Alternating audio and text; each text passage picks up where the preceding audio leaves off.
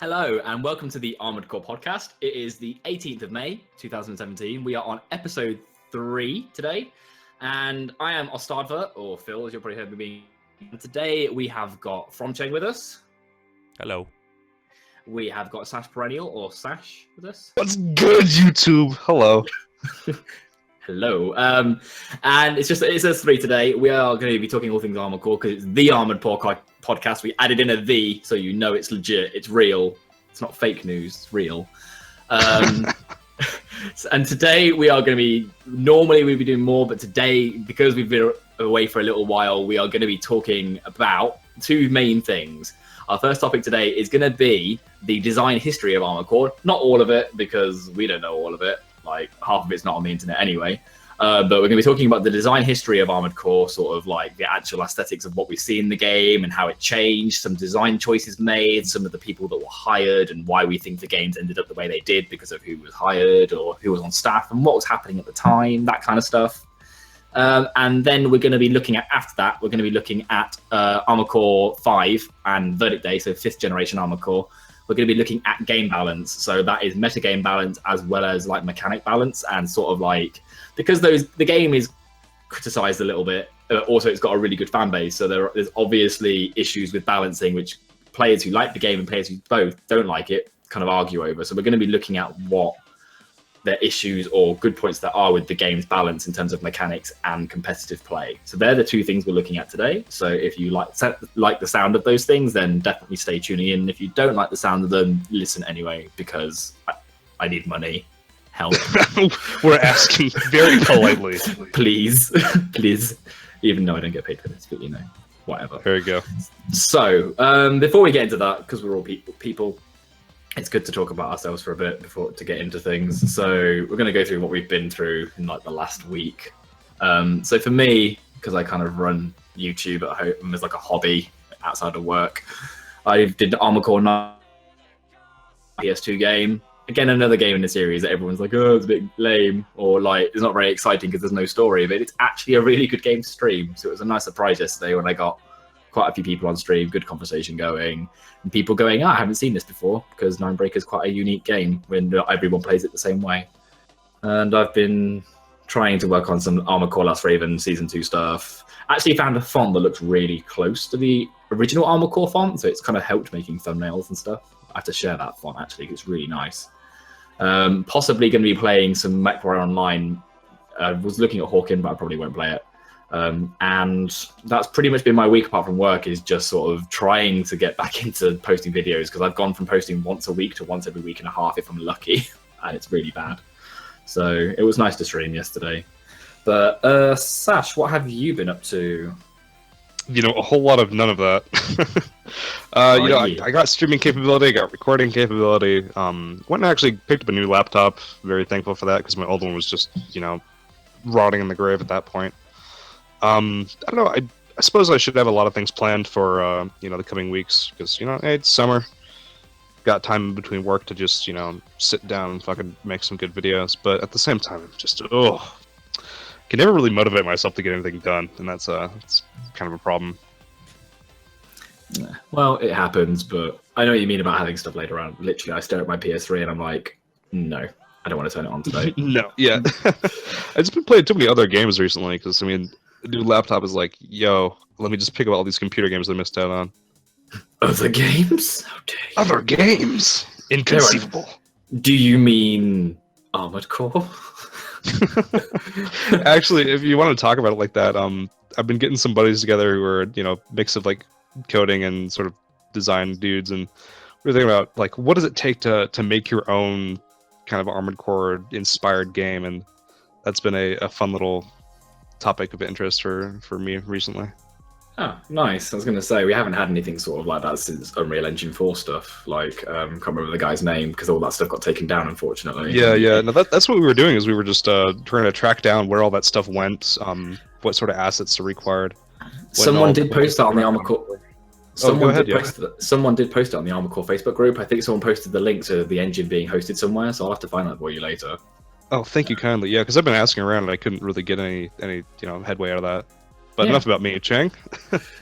I have had, a wonderful weekend. Last week, my work desktop computer pooped out on me, and the best part about it is, all the Armored Core stuff was on it. So basically, I've kind of not been able to do anything as I've waited for my new computer to come in, which it did today, thankfully. So basically, for the past week, I've not really been doing a whole lot other than, just waiting for the podcast to happen because, it's been a while since we did the last episode. Oh my god, what did we say, a year and a half? Just under? About a year and a half, yeah. Oh, yeah. But it's back because it's the Armored Core podcast. We added a "the" at the front because shit's important. That's right, we're back! Yeah. Okay, so our first topic is going to be on the sort of Armored Core design, really, and how it's changed from game to game, and the parts and whatnot, and how the game itself looks. So the first thing I'm going to do, I've got a list in front of me, sort of about From Software's video game development history, and not just Armored Core, like all of it. So it's interestingly enough, like From Software started in 1986, and it was actually like a generic sort of office productivity software company to start with, as you could guess from Software, like Cheng was saying to me earlier. Its first games it actually made, its first 3 games were from a franchise called Kingsfield, and sort of to help us understand the kind of games that they made without us describing every single one, we can basically refer to the stuff that From Software made as Dark Souls-esque or Armored Core, or none of those two. And Kingsfield was the start of Dark Souls-esque. But then the 4th game, so the first 3 games that From Software made were all Kingsfield games. But then the 4th game that they made, and the second franchise that From Software branched out into, was Armored Core. And that was Armored Core 1, July 15th July 10th, 1997. So we sort of saw Armored Core, as far as the company was concerned, from my opinion anyway, they had no in-house reference material for how they were going to make these robots look, for how they were going to make them move. It was entirely up to the sort of the designers, the producers, the mechanical artists, as I've learned today actually, all that sort of stuff really. So we've all kind of, myself, Sash and Cheng have all kind of gone to look at all the different people that were involved in this and all the parts that show the design. So does anybody want to kind of start off with what they found out about, Armored Core 1 and why it looks the way it does? All right, so the big name we want to follow here is Shoji Kawamori. This guy has done a lot of video games and way too many anime to talk about. He is the mechanic designer for Armored Core all the way through, we got Project Phantasma, Master of Arena, 2, Another Age, 3, Silent Line, Nexus, and he was actually dropped in Last Raven, but then picked up again for Answer just to do White Glint. He's also been involved in other franchises such as the Ace Combat games like Assault Horizon. What else have we got? We've got Eureka 7, Omega Boost, Techromancer, if you've played that, Macross as well. And he's also been the guy behind Space Battleship Yamato, Escaflowne, Ghost in the Shell, Outlaw Star, Patlabor, Gundam 0083, Stardust Memory, and I haven't seen that one, but he's done a lot of stuff. And so, as you can tell, Armored Core, the first game really has a lot of influence drawn from these other universes. And what I've seen and looking at some of the concept art that he's done is that he's almost had all these ideas simultaneously, and they kind of just get picked up in different bits of in different parts of the games in different series. And that's so basically the first game is just mostly Kawamori as the art reference for basically all the mechanical design. Yeah, I think if you look at some of the way the ACs are built in the first gen Armored Core, so Chrome is more kind of like your standard War Machine, kind of very blocky, militaristic sort of design, and then you have Murakumo Millennium, which is kind of more smooth and rounded, and those two concepts is kind of repeated as you see it through the games. I would say the Chrome designs are more reminiscent of kind of Gundam-ish, and then you have the Millennium designs, which kind of remind me more of the Macross, which he also, played a role in designing in. Yeah, it's definitely the case. You have the blocky, you have the sort of smooth, and then you have like the really angular designs as well. Although that's not much the case in Armored Core 1, I figure. Yeah. Well, yeah. I think definitely seeing the Gundam stuff, because there was actually a topic the other day on the Facebook group about the different head types. Like you have visor heads, you have Gundam heads, you have like mono eye heads, and you straight away like in design choices. So you have the I series, which starts off straight away. What is it called in Armored Core 1? Is it not Night Eye? No. But there's a specific mono eye part that you see in every single game in Armored Core 1. We see like radar heads, we see visor heads. Not many visor heads, to be fair, though. But and there's always sort of Gundam type heads as well. So you can definitely see the design choices there. They kind of stuck with typical varying head types to show off. It's certainly the hard to avoid that kind of influence for sure. But it's interesting we said about Macross, because I've seen a lot of Macross on like my feeds and stuff, but I never thought of the more rounded designs as Macross. But it kind of makes sense, and even now, like I'm looking at the screen at 4th gen designs, and I'm looking at GA Sunshine and Tellus, and Tellus is really Macross inspired. And it's like straight away like Macross. Like look at it, I'm like, oh my god. Yeah. Well, when I say kind of more rounded designs, I'm thinking more of the enemy rather than the main units within the game, because they're a bit more of the. I think they're the Zentradi. They're called. They have more. Oh my gosh! Yeah. Really sort of battle pod design. Mm-hmm. Very orb-like, yeah, for sure. Yeah, and it's like even if I remember correctly, the intro AC in Armored Core 1, the red AC. That one has a very, kind of reminiscent design. A little more crude, obviously, because this was during the PS1 era, so technology wasn't as refined or enabled to show off kind of the more fancy designs. But you definitely get an idea. That's kind of the vibe you sort of feel. Yeah, well, with PS1 as well, like I've been looking at not a lot, but like a little bit of like character model design lately, and the limitations in comparison from PS1 to PS2 on the amount of polys and like the tri count that you can have. So tries being the triangles that constructs the shape of the character, because triangles are the most versatile to work with. So basically, if you think of a character and the outside surface, it's constructed of like tens of thousands, sometimes hundreds of thousands of triangles in modern games to make it smoother. If you imagine in Armored Core, basically it's just covered in triangles. That's the outer shell, and to make those shapes. And they were limited on the PS1 as to how many triangles they could weave together to make these parts. So they couldn't make them as smooth as they wanted to, because the PS2 couldn't handle that many tries and that many polygons. So it's interesting in that sense. So anyway, we're gonna move on from Armored Core 1 now. We don't want to kill all birds with one stone, so to speak. So after sort of Armored Core 1, like we said, Armored Core 1 came out in 1997, and we'd only had Kingsfield before then. There were many games in between, and I'll just name a few now. I just lost my page. No. So after Armored Core 1 and Project Phantasma and Massive Arena, we see games such as Spriggan Luniverse, we have Echo Knight, we have Shadow Tower, and all of these games, like we've just said, were Dark Souls-esque or roguelike. They're all these kind of adventure-ish, combat-based games with slight deviations from From's design, because they are experimenting in early days whilst trying to use their existing their existing content, their existing resource material. But all of those games, obviously, we said are not mecha related. The first mecha game we get after Armored Core is a game called Frame Gride on the Dreamcast of all things, because Dreamcast came out around the time of the PlayStation 2. It is all in competition. Frame Gride wasn't Armored Core. You can get that by the name. So it's relevant only for a few reasons to the design of Armored Core. From Software were playing with a new, like we're talking about a minute ago, polygons and tri-counts and things like that for more detailed models.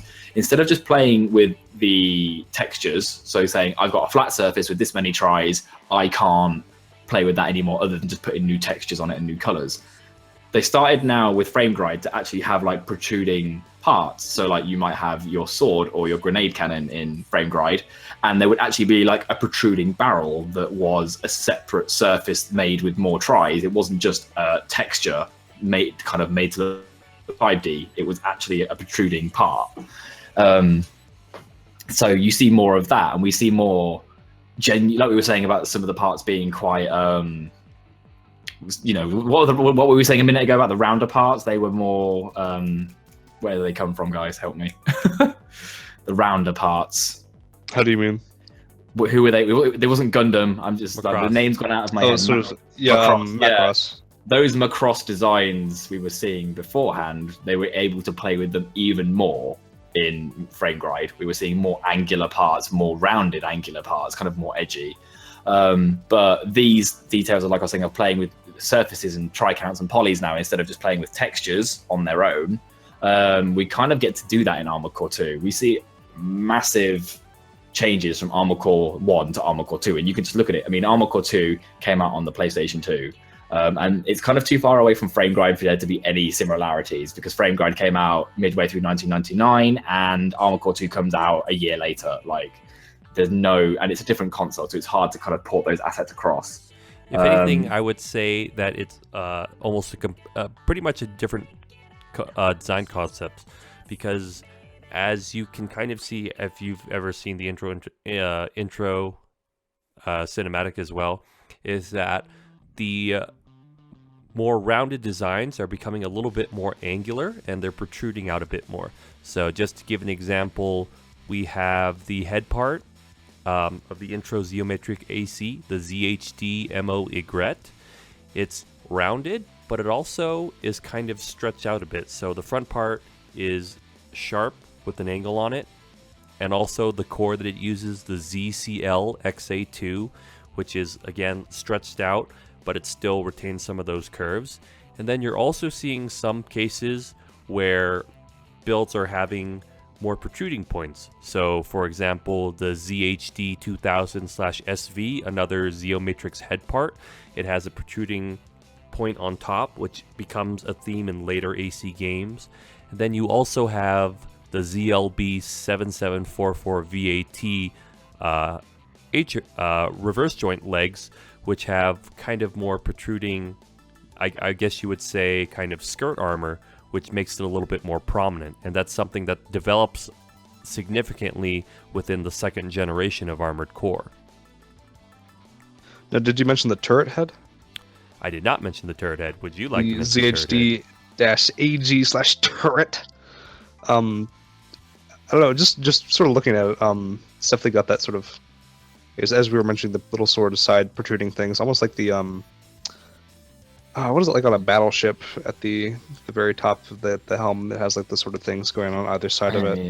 I know what you mean. You took it. There's a head I'm looking at called the ZHD-8008/S. It just kind of has a wing either side of the head. Yeah.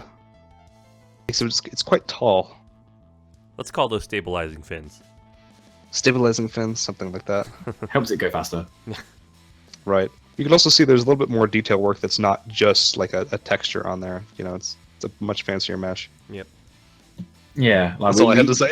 Yeah, it's cool. We see like a lot of those things, and what we're saying about head parts, you definitely see that in the Samurai, the Zor-2 Samurai arms. Like you're just seeing more of a play with these elongated, stretched out shapes, really, and like the textures as well completely change, obviously, because they're using a completely different graphics engine, and the textures are a lot smoother in general. And you can just get the protruding parts, like Shane was saying. I mean, we even see it in the starter head, just tiny little cute bunny ears, essentially, that little head has. But other than that, the game, apart from that, you're getting smoother parts, but getting rounder parts in general. Like even if the part is more Gundam-esque, it's still it's more rounded and smooth just to look at. There are a pair of emerald legs. I'm trying to remember the name of them, but there's a pair of emerald legs that are not very Gundam-ish, but they're definitely not Macross. They're definitely not from that sort of design family we're talking about. I will find them in a minute and reference them, but they're not Gundam-y because again they've got sort of protruding rear toes. That's what I can call it. It's not just like 1 foot unit. It's kind of like a pointed foot with with like a support at the back either side. Whereas in Gundam we see pure just like feet. So I don't quite know where that comes from design-wise, but they're just having a bit of a play in Armored Core 2, I think, with a new system, if I'm honest. If anyone else thinks that. Yeah, and it's like even like with the new designs with Emerald, which basically take the place of Crest, you see the designs kind of being more streamlined, but still retaining elements of kind of the older aesthetic. So just an example, the Emerald leg, the ELN 2002 AT has more of a streamlined design to it. It's kind of flat, but there's a little bit of roundedness to it, but it's still kind of that it still retains kind of that blocky kind of design that was prominent in the Chrome builds and, you know, the design type. Yeah, and I'm just looking at that part as well, because then the part that I was on about was the ELN-02A was the part that I was on about. But on the one you were just talking about, the 2002 AT, the one thing I was saying as well that they added in Armored Core 2 was, as well as like I was saying about poly and tri-count, you on the ELN-2002 AT that's on the screen now, that it's got those arrows pointing downwards, and in previous games that would probably be a texture. It may be what I mean by texture, if we're not quite sure. And admittedly, I am not in any sense a modeler or anything. It's just or like a game designer, but it's kind of what I've learned from looking it up. A texture would literally be like a sticker laid on the top of the AC. It's not actually adding any extra 3 dimensions. It's just a sticker to make it look like there's something there. So you've essentially, in Armored Core 1, it would be like you've got your rectangular, you've got your cuboid part, and it's like, oh, well, I want to make it look like it's got sort of like a raised knee. They might put like a texture on it to add some detail around the knee, but essentially the 3 dimensions aren't any different. It's still just a cuboid. But on this part that we're looking at, I'd say those downward arrows are probably actually it's like an actual raised surface. It's not just a texture laid on top. That's how I see it. I think they make more use of more like tiny poly counts and tries and things like that. They admitted it without opening the game up, because I know there are plenty of people in the community who can model and sort of rip models from games and have a look at them. But I'd say they make use of more little details like that to sort of take advantage of the PS2's hardware. And it looks a lot better as well, if I'm honest, with sort of lighting effects and stuff, than because you can go at certain angles when you're playing the game and you can tell that stuff it's textured and it's just whacked on, but it looks nicer, and you can definitely tell in the lighting because the light comes off on those arrows and stuff as well. It's just little things, but I think there's a lot more parts. Like I was saying, Strung's heavy legs have the same thing going around sort of the calf area. It has lines going around the calf. So those legs kind of, for me, as well as like we were saying about the angular stuff and sort of the more protruding parts and things, I think that kind of encapsulates what Armored Core 2 did with its making advantage of more surfaces. Had texture still, but there were more surfaces, I think is probably the way to describe it, if that makes sense. I can get that. Do you think also as part of the sort of aesthetic of it also became the increased animative power of the PlayStation 2? Because at that time they did start bringing on a couple more recognizable names like Yuzo Kojima, where we get Kojima stuff from. He ended up being brought on around Armored Core 2, I'm pretty sure. Think that have anything to do with it? I mean, anything's possible at this rate. But I think I'm from what sort of Cheng's saying as well. It's more just that they've literally had new hardware to play with, and I don't think they've got as much reference material this time. Right. I don't think there's much in comparison. I don't know about you, Cheng, but I can't think of an actual like robot design language that's similar to Armored Core 2. Like we've said in Armored Core 1, the design language is really similar to Gundam and Macross, but in here, and we were saying earlier that the game that preceded this in From Software's development cycle was Frame Guide, and Frame Guide was very similar to Escaflown, you could see that, but this game for me doesn't bear any similarities to much else. It's a game in itself. Yeah. So you think they're really just coming into their own in this, that sort of generation? Yeah, pretty much. I just think it's them. It's just them coming out of their own. What were you going to say, Che? Oh no, I was just going to say the same as well. What Sash was going to say, which is this is where Armored Core starts to develop its own style, where it's not really pulling from other series anymore, so much as just becoming what we know it is now. Well, yeah, we definitely see Armored Core stepping into its own sort of like design philosophy. Like they're kind of going, no, this is how we make robots, not how Gundams look and not how Macross units look. We're sort of doing it our own way. We definitely see that more in Armored Core 2. But like third generation Armored Core, so everything from Armored Core 3 all the way up to Armored Core Formula Run, we sort of see it done in a completely different way. And again, they completely changed the whole design philosophy of like the game looked completely different, long story short. They changed the formula. And we've kind of see from whereas every part in Armored Core 2 is very edgy and very sort of like they're radically different from each other, and there's not really any sequential parts. Like you kind of like see one and then you see a series 2 version of the part or a series 3 version of the part. You just got to see one unique part from the next that are all radically quite different with all these extra units, like we were saying, like the kind of jaggedy bits or the fins that are coming off or whatever. Armored Core 3 does it a little bit differently. But in terms of FromSoft history, there's not much between Armored Core 2 and Armored Core 3 that's relevant, that shows that FromSoft were working on other stuff in-house that could help them. So again, it was just kind of like Armored Core was an independent project at Armored Core 3. Because if I go to the list of games, kind of between Armored Core 2, so if we go from Armored Core 2 Another Age, we've got Kingsfield 4, Forever Kingdom, and then we hit Armored Core 3. And there's also a game called The Adventures of Cookie and Cream. So my point with these kind of games being is that From Software tried to, whether it was robots or not, tried to design other games and work with other aesthetics. But games like The Adventures of Cookie and Cream just didn't see any sort of love from FromSoft afterwards. They just dropped it afterwards. It was just like, no, that didn't work.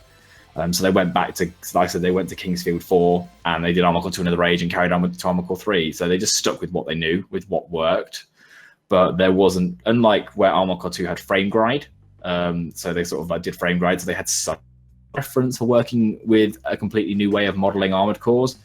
Armored Core 3 didn't really have anything apart from whatever the artists and programmers bought with them themselves. Because like we said, we've got the same designer, because the same designer stays with us. Shoji stays with us the entire way from Armored Core 1 all the way through to Last Raven, I believe is what we said.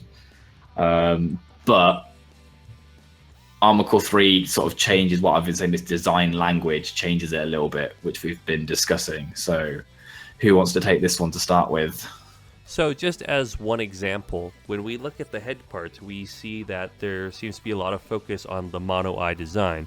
For example, the basic head, which is the CR-H69S, still kind of that blocky design with a few angles, but still kind of retaining that design aesthetic that we see from Chrome to Emerald to now Crest. And then we also have the CR-H72S3, which is adding more angles, adds an antenna, but it's still kind of that mono eye design. And then we also have the CR-H81S4, again adding a few more angles, but also still retaining a little bit more blockiness. And this kind of philosophy just continues on as you keep looking at the different parts, where they are sharing the same concepts, but they're making very small, minute changes between each and every one of them.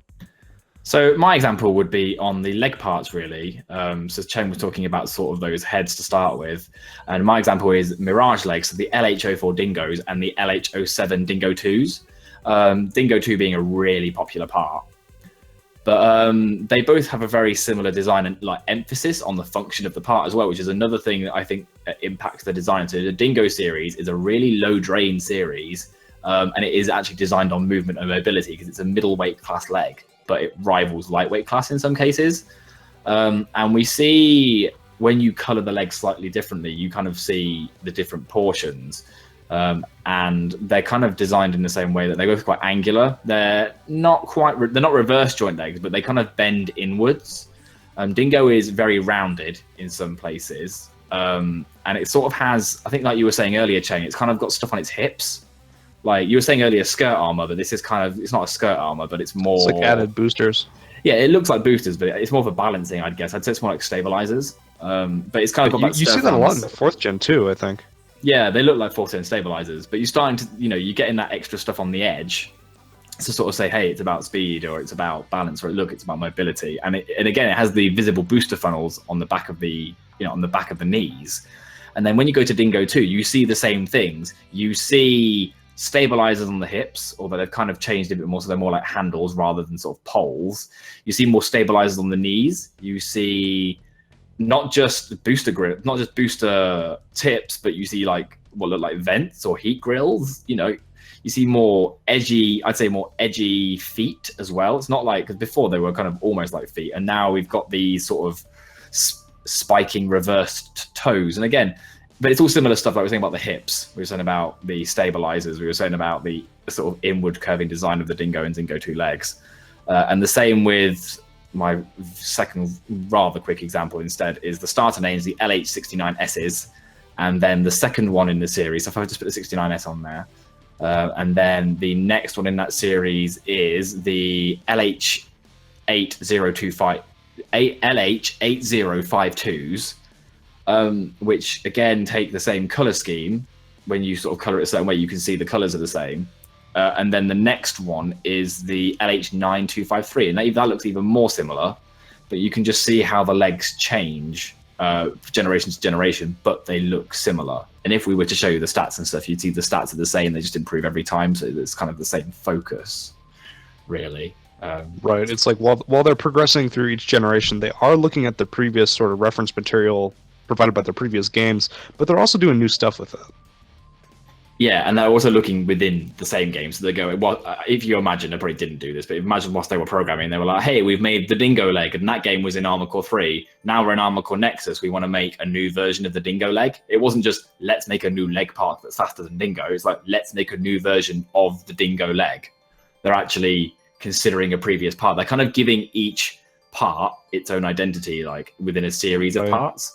Whereas we don't really see that in other games. It's kind of mentioned in like the text at the bottom when you're looking at parts in the garage, and it tells you the description. And sometimes it will say successor to this part, but it's more evident in 3rd gen and especially 3.5 like Nexus and stuff than it was in Armored Core 2 and Armored Core 1. There's not as much referencing to it. Between all of the 3rd gen games, and Armored Core 4, there are only really 2 games that stand out. So after Armored Core Silent Line in 2003, we get a game called Murakumo Renegade Mech Pursuit. And then after Armored Core Formula Front, we get a game called Metal Wolf Chaos. Both of these games were on the Xbox, which again is important because we spoke about how from Armored Core 1 Project Phantasma Mass Arena, we get this experimental game Frame Gride, where they experiment on the Dreamcast, and then FromSoft go and produce several games for Armored Core on the PS2. And now we're seeing they're finished on the PS2, they're experimenting on the Xbox, and they're getting ready, because we all know, because they're going to go on the Xbox 360 and the PS3. So Metal Wolf Chaos and Murakumo Renegade Mech Pursuit are sort of, from the way we've been looking at it today, almost those sort of experiments in design language before they go into a new series, because we don't see another Murakumo game, at least not from FromSoft directly, and we don't see another Metal Wolf Chaos game, although I know Metal Wolf Chaos was quite popular. But the next game that we see, so the last PS2 game we see is Armored Core Formula Front, which also gets a PSP release. And the next game that Armored Core Last Raven is the last one, because that's in August 4th, 2005. But the next game that we get Armored Core-wise, after some more Kingsfield games and after Chrome Hounds, which is worth mentioning for its design as well, it's Armored Core 4, which comes out in 2006. So that is, and again, it follows Armored Core's yearly release cycle of new games, but they've obviously experimented with Metal Wolf Chaos and Murakumo in between. And Murakumo and Metal Wolf Chaos both bear similarities to 4th gen's design. But I'm going to hand over to Cheng and Sash for why there are similarities, but also what 4th gen sort of does differently to other games. 4th gen's main difference is that it starts to branch out from what Armored Core 3 and kind of the older games does, but at the same time still retaining some of the key attributes. So some of the things we talked about in when discussing the previous generations is kind of either the blockiness or the streamlined nature of the designs. So in 4, they become a little bit more clear-cut.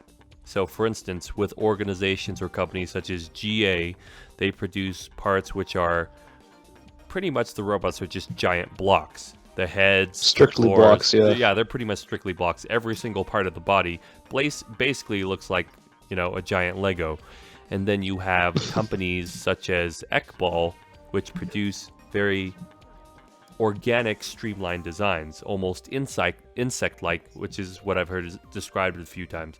So very smooth, but also where some of the components of the AC appear to be on the outside. So the wires, the pipes, all give it this very almost animalistic / insect-like kind of look at times.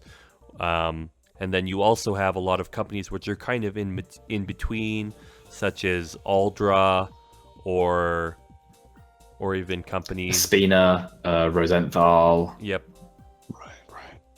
All of those guys are sort of in between as well. Like Rosenthal is kind of, if I'm honest, Rosenthal is Emerald. It's kind of it's like Emerald and Zeo Matrix. Rosenthal and GA are pretty much kind of the Emerald kind of design style. And then you have Ekbal / Algebra, and then you have Tellus, which is its own unique kind of... Yeah, Tellus is its own thing. Yeah. Definitely taking after that very angular kind of design. And then you have Taurus as well. Taurus is very unique because it's the whole primal armor thing, isn't it? Definitely. Yeah. I would say they definitely are the Zeo Matrix / Murakumo Millennial kind of design aspect to them. And it creates it's very interesting because although they follow the same concepts, the designs themselves are pretty different. Like I mentioned before, GA is very blocky. It's more blocky than any of the previous designs, even more so than the early Chrome designs, which are, considering the era of the gaming and also the graphic capabilities, you would expect them to be, the blockiest. But nope, it's GA. And then you Apex of the block. Yep, apex of the block.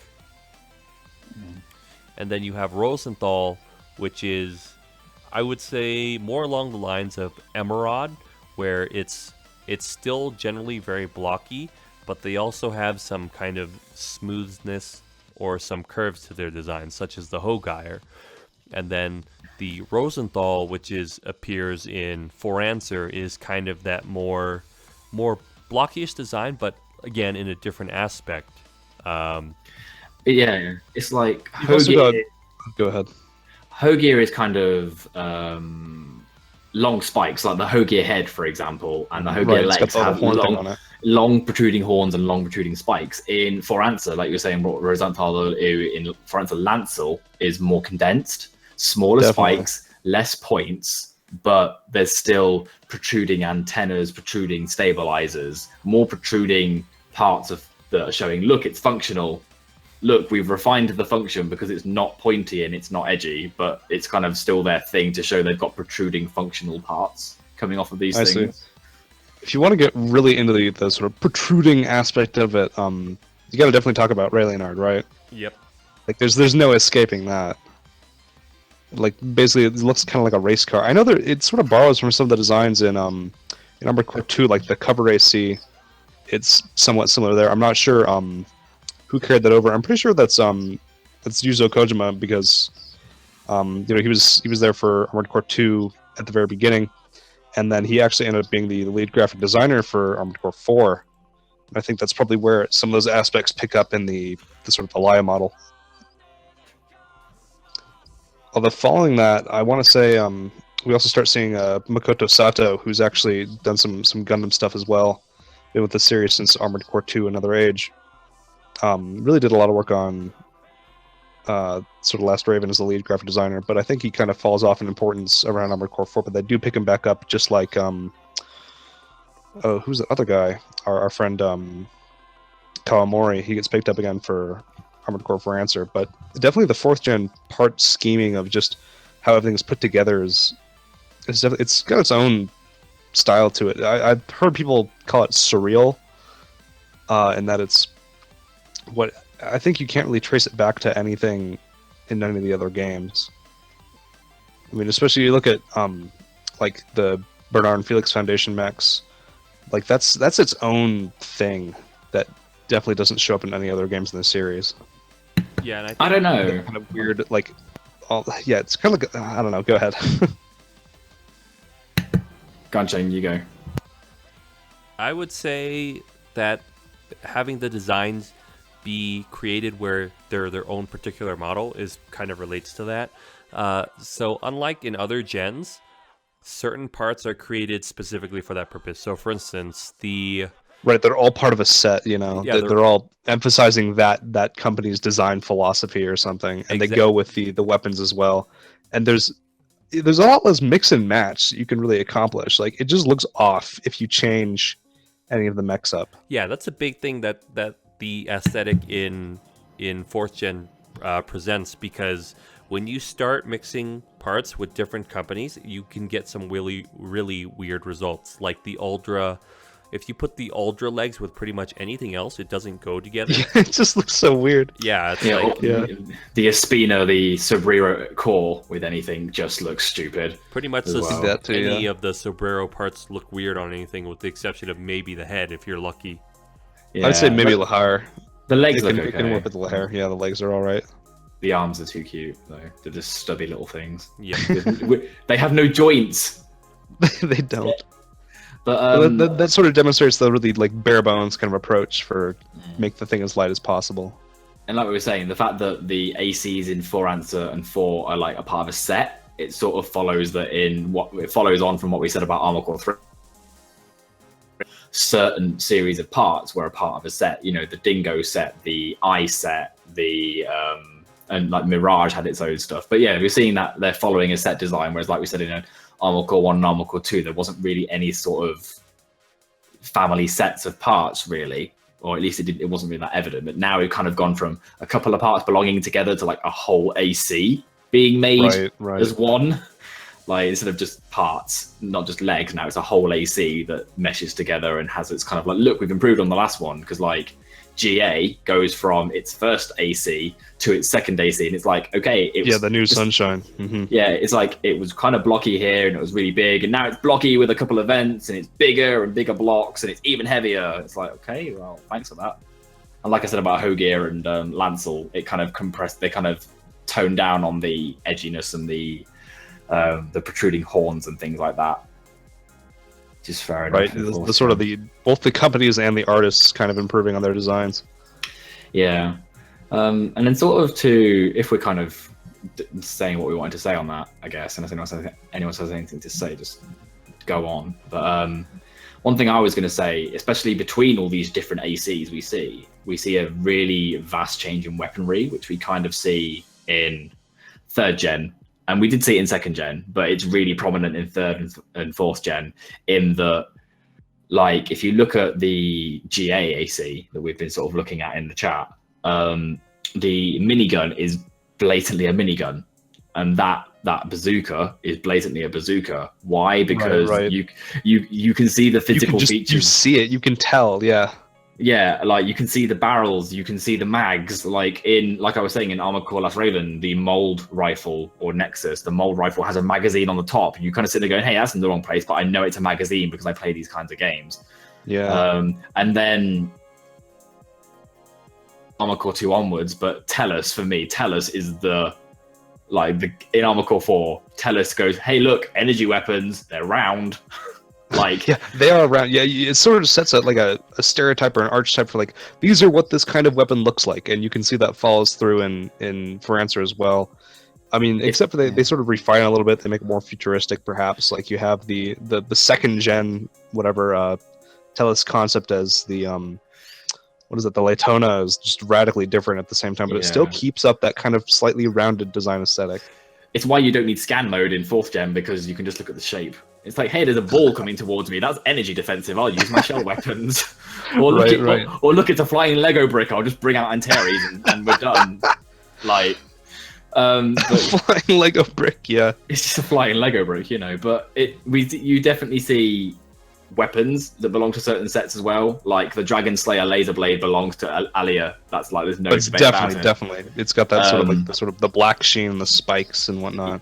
Yeah, and what's the company that does all of the Kojima weapons? I think that's Aquavit. Yeah, all the Aquavit weapons are very similar.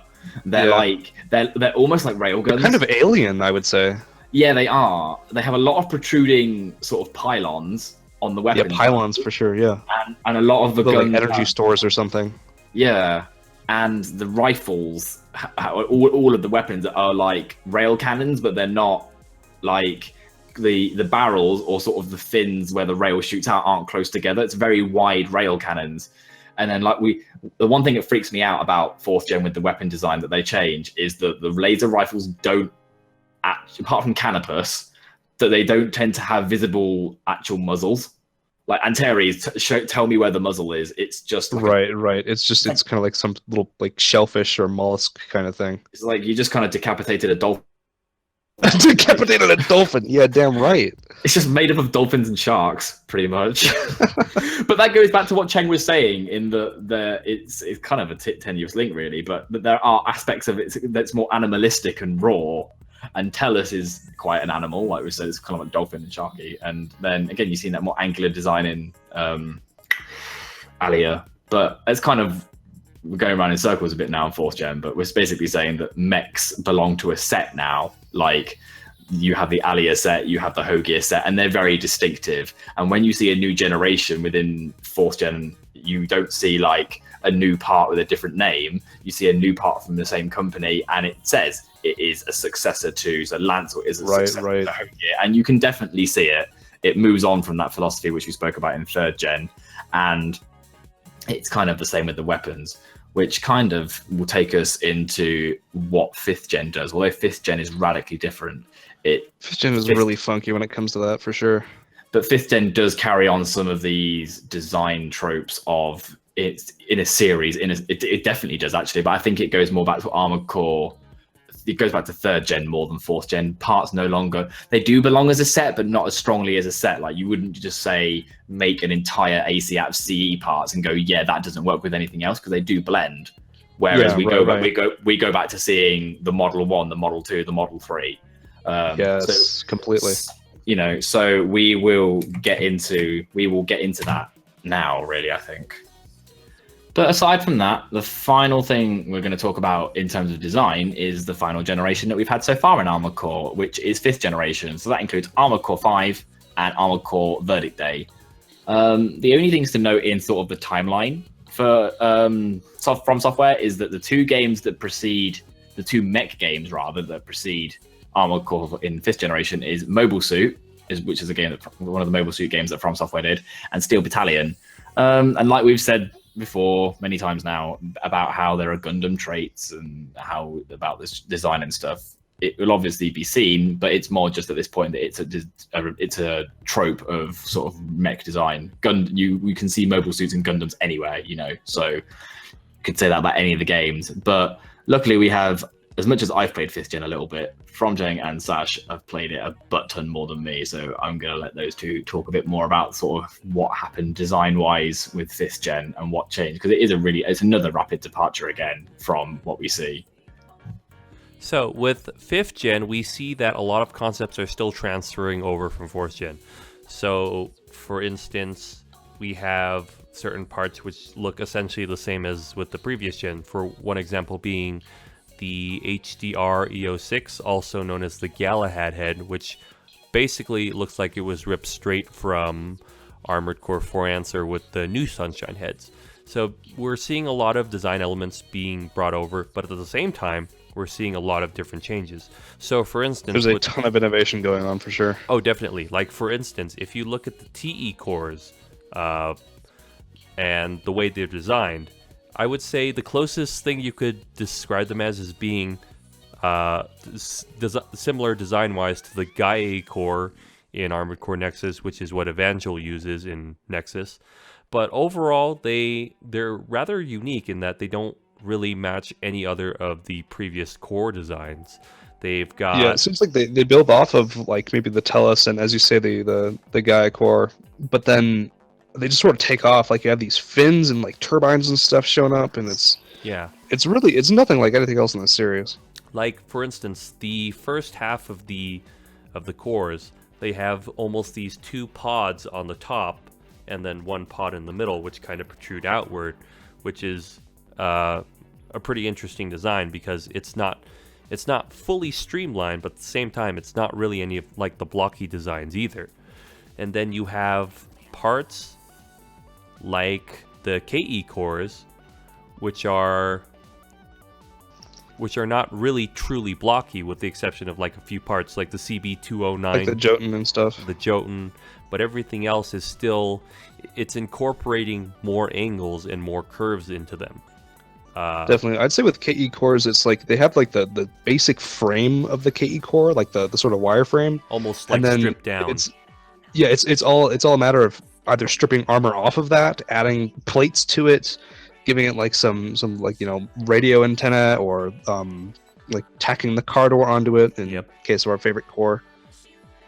And there's actually a series of parts which do kind of represent that kind of blocky core design, the CE cores.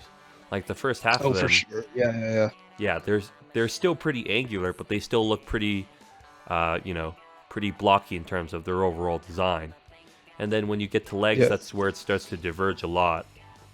Yeah, legs, it gets pretty funky, but definitely in terms of cores, and I want to say, I remember I was writing like a mini article about this one time that got deleted because I was being clumsy with my postings, but between TE, KE, and CE, like the damage types, the parts themselves reflect the armor types.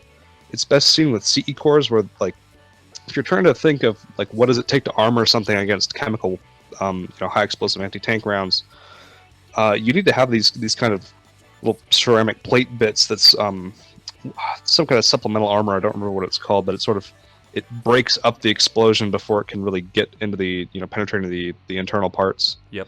And you can see that on a lot of the CE courses. They have these definitely angled, sloped armors. You have like a little bit of extensions out there that kind of break up a blast if it's coming in. You have these sort of little, I don't know quite how to describe them, these rectangle bits, and you can see them in Armored Core Verdict Day, on the CE modified KE parts. They're definitely present there, like on the KE Jotun. They have these little extra little CE bits tacked onto it, the core. And that's definitely the case for quads as well. You can see that there, and HRJs too. And that actually they have the same kind of design aesthetic. Go ahead, Cheng. Okay. That actually brings up a good point, because if you look at the KE cores, they're very squash designed. So they're narrow, and they're basically, the front side of the armor is sloped as well. So if you think about kinetic shots, it's going to be deflecting that. Same with the car door. The car door core, the CA215, also known as the UCR10A. So it's kind of slope and angled, and it's very lean profile, basically. Oh, certainly, yeah, to try to sort of break up a shot that's coming into it, or give you a lowered profile. Yeah. I think another way to look at it, the TE cores, is like heat dispersion. Like if you think of like the space shuttle, they have all those ceramic plates on it. Mm-hmm. You can kind of see in the there's the TE modified CE core in Verdict Day that has, it's been sort of smoothed over to try to give it like a heat dissipation or a heat sink or something, perhaps to sort of take incoming laser fire. I'm not sure how the physics of that's going to work out, but you can definitely spot apart just by its sort of defensive characteristics. Yep. And like with the big fins and stuff on the TE parts, it's like heat dispersion, kind of like a dinosaur. Oh yeah.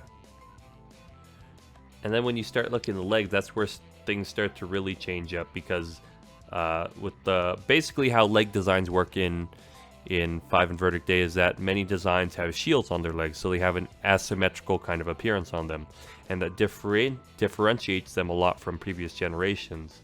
So for instance, the Aoi Model 2 there's not really a similar design from other games.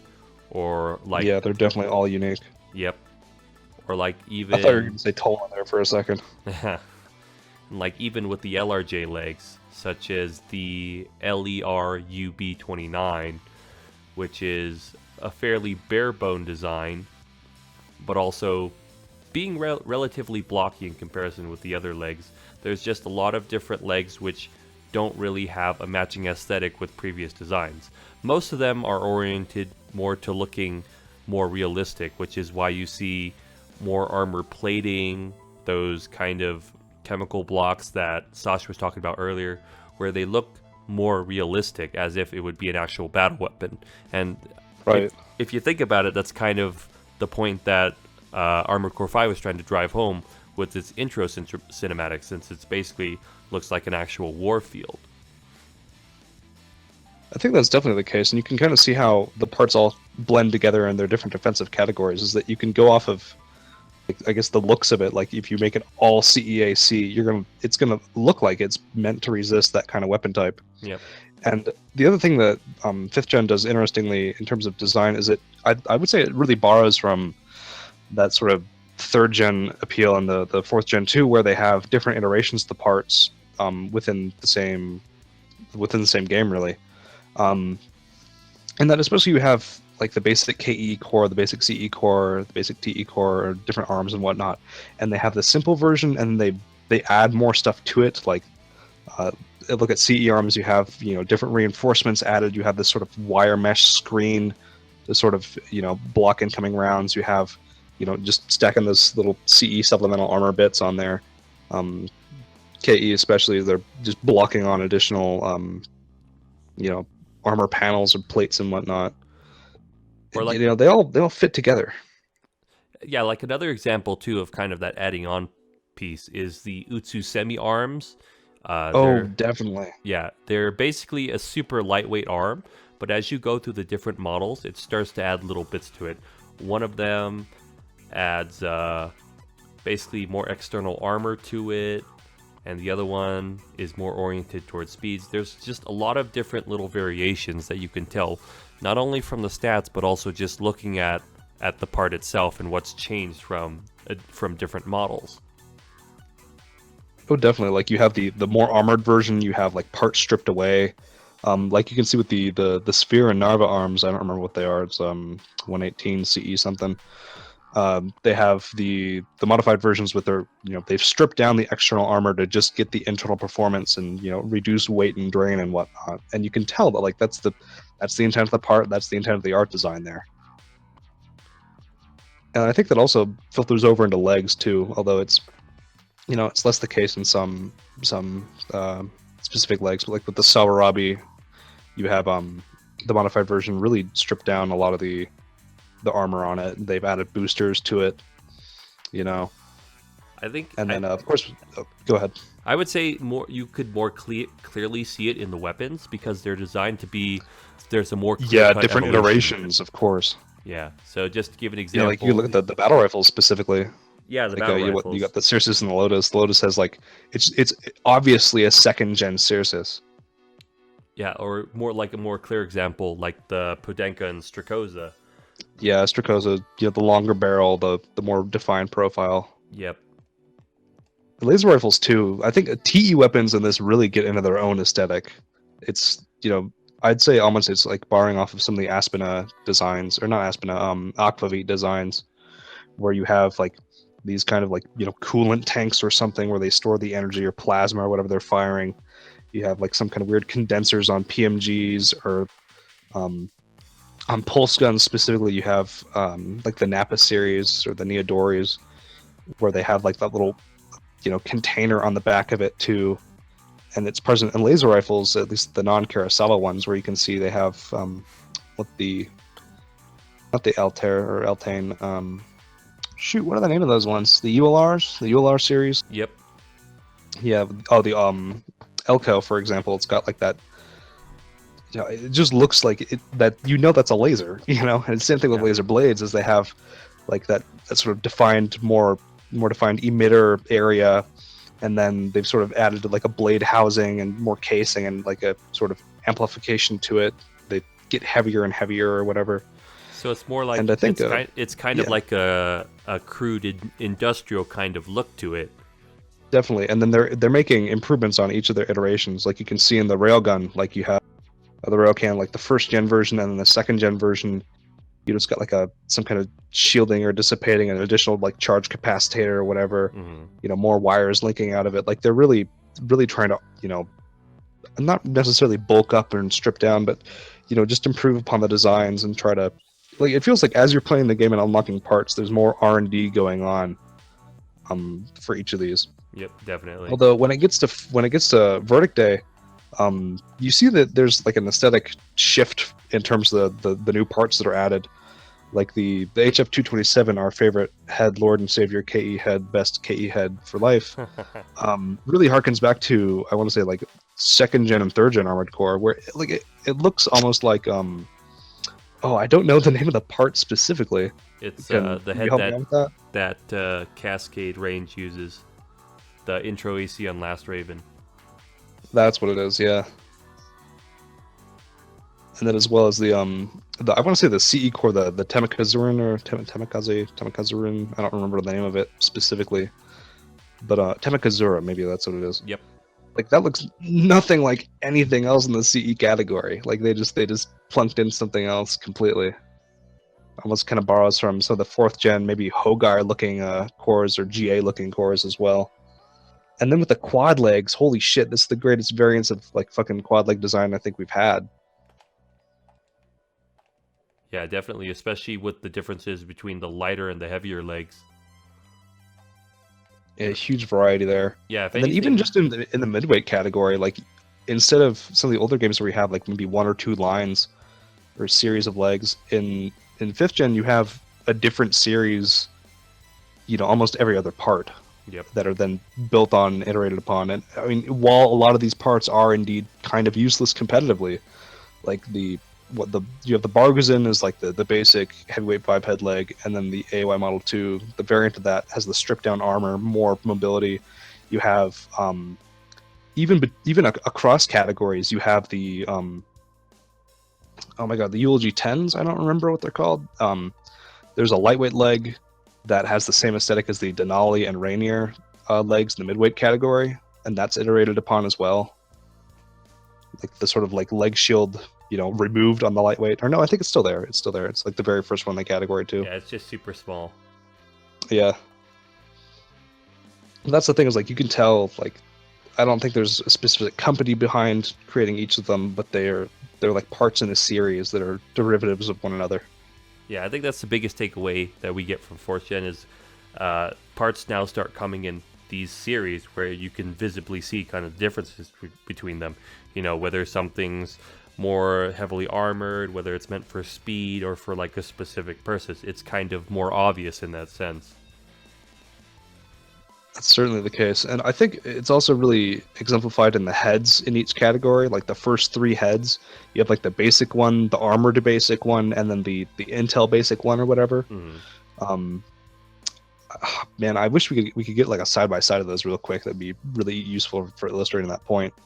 I think it's Achilles, Hercules, and oh my gosh, I don't remember the other one. But then you have like the Galahad, Tristan, and oh my god, I don't remember the names of the early ones in 5. But all those heads are derivatives of one another. You have the basic one that's just like the sort of sensor mask thing, and you have like a really weird blocky vision over it, and then you have like the extra antenna. It's also interesting in the TE category too. You have a lot of weird designs that get based off of previous iterations, and then you have like the standalone parts that are like, here, this is something weird that we came up with as a concept that we're just going to use as like a specialized part. Kind of like the is it the Tristan that has the crazy conical horn thing coming out of it? Yep, the more stripped down version. Yeah, no, it's the one that's got. Let me just link it in chat. It's got like a big fucking horn on it or something. Or maybe it's Galahad. I can't remember.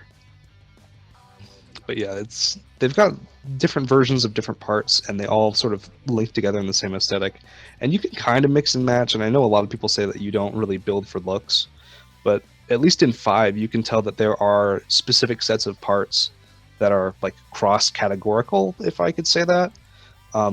Like you have the first gen Animus arms with one of the heads and one of the KE heads and one of the KE cores, where they're all the part number is all like -10/I or something, and those all fit together, even though they're from different categories.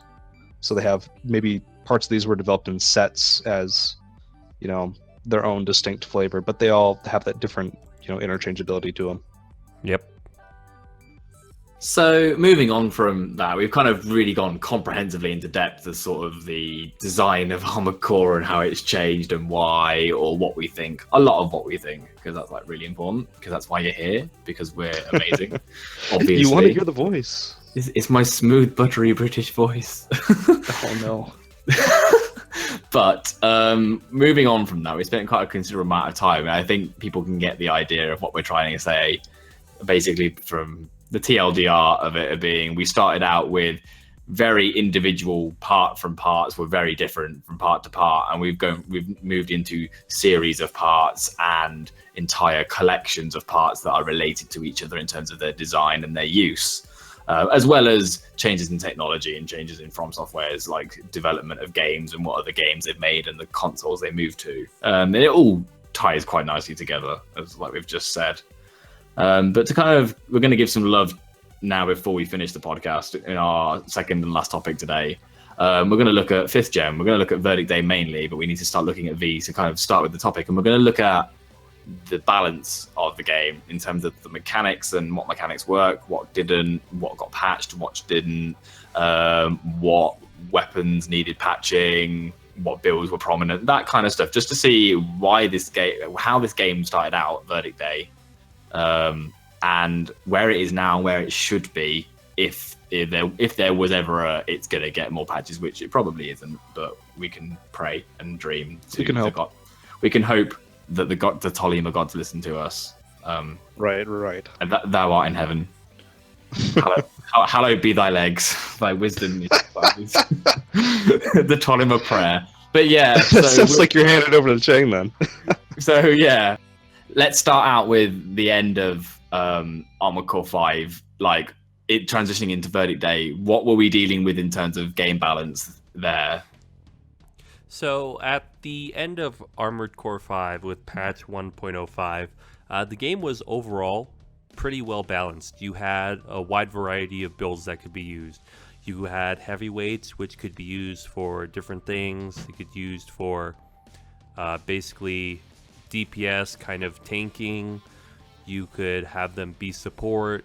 You had tanks had a really strong role, able to do a lot of different things. They could be cannon tanks, so they could basically be a sniper and also main attack role at the same time. You could also do auto cannons and heat cannons to lock down other heavy builds. Lightweights, LRJs, and bipeds could be used as support or front lines, so they could be snipers or melee builds in order to take out other builds. And you had midweights able to do basically a mix of everything, being kind of the balanced platform they are. HRJs were buffed up so they could be support or frontline attack as well. So basically we had a situation where a lot of the builds could be used for different purposes. And it was each of these roles were balanced out by the mechanics of the game. So for instance, Armor Break, which is the ability to reduce the defenses of your AC, meant that heavy builds had a hard time staying at the top because they would always be in danger of weapons which could lock them down and also reduce their defenses. Lighter builds were in that same category, where they could be focused down or destroyed by constant fire. And basically these mechanics and elements all played together, where you would be able to play, you could use different builds without risk of ever truly being really that hard countered. There were certain situations, but for the most part, you could build a loadout with those different builds and still be relatively okay. Now, this changed a bit in Armored Core Verdict Day onwards, as the mechanics and balance of the games started to be adjusted in different ways. And Sash is going to be going over that. Yeah, between 5 and Verdict Day, I think the one thing that people really look at is how tuning was changed. is you had a lot of changes to how rapid fire tunes worked, how power tunes worked, and accuracy tunes were changed. There were a bunch of things that were just nerfed in between the games, like specifically cannons, sniper cannons, a couple other things that I will remember as we get through the patch notes, but I'm just going to go over them really briefly. So at the onset of Verdict Day, VTFs were changed radically from being a sort of single to 3 launch, 15 ammo, like hard stun missile, to being the sort of 40 rounds of dump truck, or is it 60? I can't remember. It's a terrible amount of damage you can deal with those things. But they actually didn't work properly on release. There was a lot of stuff on Verdict Day's release that just did not function as intended. And I think that the early part of Verdict Day was really viewed with, either a lot of, fun of being, every other week is like a new crazy metagame that's being discovered, or with total derision, because you had things like Permachar's Kurosawas, which were fixed in 1.02. You had, autocams being absolutely ridiculous. You had the different adjustments to the effective and ineffective damage formula, which caused a lot of crazy stuff to happen with rifles and the Provo handgun. And I think one of the big things is definitely how damage was changed, the damage formula from 5 to Verdict Days. You had, what was it called? Semi-effective damage is, I think, what we call it. Yep. Where it's not effective yet, but it's still better than ineffective. I don't know what the threshold is for it, but you have just under the amount of defenses, or you have just under the amount of attack power that you need to like break through, and it really just screwed people up early on, because you had ridiculous amounts of plink damage that was just absolutely life-threatening at every fucking range. So what else? We got big thing being vendettas, which were absurd with hit detection early on, also changed in 1.02. Alongside piles, which I don't know if the hitbox was actually changed from 5 to Verdict Day, but they reduced the range on those. Large missiles, hilariously enough, had a really low base lock time. I don't know what they were thinking there. A lot of people sort of have a consensus that From Software do not play their own games competitively, and so they probably just didn't understand or maybe overlooked how changing large missiles would have resulted in. I don't know, maybe they were trying to get people to use them or whatever, but they were really, really good. Those got changed as well. At 1.03, we see a restoration of the sniper cannons being decent again. A lot of people that I knew, actually personally, they quit the game when they discovered that sniper cannons were really, really reduced in mobility. Like when you're aiming down, you really just couldn't move around at all. And sniper cannons in 5 used to be pretty responsive, and so that really drove a lot of people away. And they had to wait about, a couple of months for that to be applied. And let's see, so they had a weapon arm buff too, where they increased the AP of them, try to give people more reason to use them. Some of them were really freaking strong, like heat cannon ones, maybe sniper cannons, I guess, but you don't see them a whole lot in competitive play just because they're just not so good. CE missiles, they changed a lot. Mathura's got a attack power nerf in the shift between the game, between 5 and Verdict Day. Plasma missiles were also really funky. That's a new addition. I don't think that they really understood how to balance those properly yet. But they used to, I think the code was basically just, they're a VTF that does TE damage and has a crazy plasma cloud, but they ended up changing the, like when they exploded, so that actually hit you and get you affected by the plasma cloud, whatever it is. Let's see what else. And then 1.04 is where we get some really weird adjustments to the AP and defenses of things. This is when quads go from being like not so hot to being really damn good. And they start changing the KE performance and TE.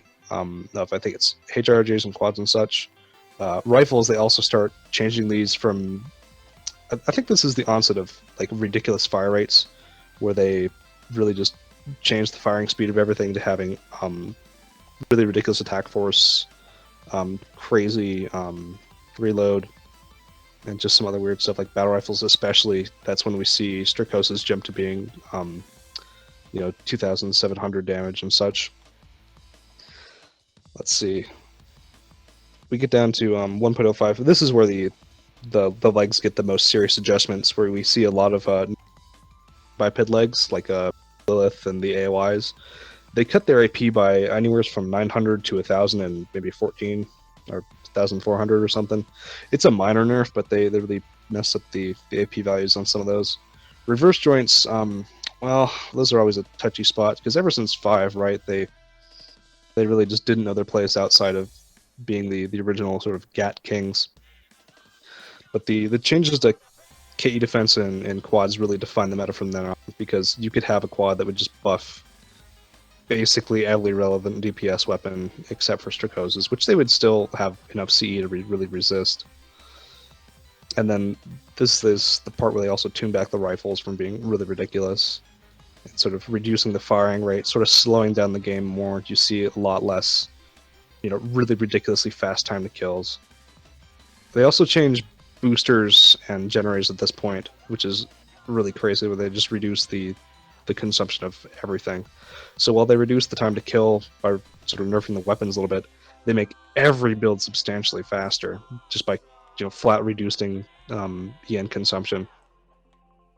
And then as we get back into 106 or 1.06, let's see, Vendettas get absolutely just shafted. Or no, they get unshafted. They go down from, I think it was originally like 13 or something range. They nerfed it down to 3, and then they changed it back to 5. Because they were like, okay, sorry, we banhammered the crap out of these. But this is where reverse joint legs really take off. We have some crazy adjustments to turning to a lot of the RJ legs. And then quads as well. Their KE got way too high, so they tried to adjust that down as well. But it's too little too late, I want to say, because those legs are already just really strong. They're nerfing for anywhere between, I want to say, like 140 points of KE to 240 or 280 even. And when you look at how min-max quads get, like if they had any more defenses, it would just be pretty ridiculous. Although, Invicta tanks really kind of got the short end of the stick, because they added some more defenses sort of sporadically throughout the patches, but just because of how fast everything else got, tanks really left behind, and especially with the cannon nerfs, which go unaddressed until 1.07 really, where they have just absolutely awful muzzle velocity. And so the mainstay of the tanks really was the dual KO cannons back in 5, and with those changes being made, there was really just no hope for tanks as like a really mainline weapons platform. Laser cannons were also nerfed in the accuracy department, in that they're really just not useful at the ranges where you would traditionally be using them as like cross-map sniping. They just have like a flat, like, I will not hit past this point effect to them. It's really weird how the accuracy is calculated there. Like, even if you amp them, the accuracy, it's still shit. Let's see. They're also changing blades around this time. I think that's 1.06 to 1.04. Really adjusting them in terms of weight and EN consumption to just try to promote other people using them. Plasmas are weird. Sentry guns are also weird. I don't know what they're doing with a lot of these changes, honestly, like bomb dispensers and optical chaff. I remember we were talking about this on the Raven's Voice podcast, and it was just like, these changes don't make a whole lot of sense. They're just trying to give us some more shit to use, I guess. And that's basically all I got for that. Cheng, if you want anything specific to talk about, might be time for that. Yeah, so one thing I wanted to point out is that from patches 1.03 to 1.06, those patches were basically doled out in a month's time. So every week they would get a new patch. They would take back feedback from players and then apply that patch, and so on and so forth. And then it stopped at 1.07, which is the last patch we've had since, I think, about 2013 or 2014.